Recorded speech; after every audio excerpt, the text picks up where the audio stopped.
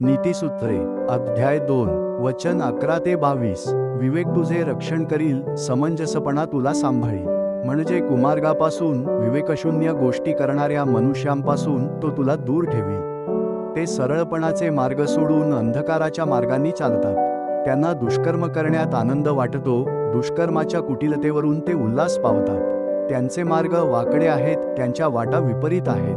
परस्त्रीपासून, मोहक भाषण करणाऱ्या परस्त्रीपासून ज्ञान तुझा बचाव करील.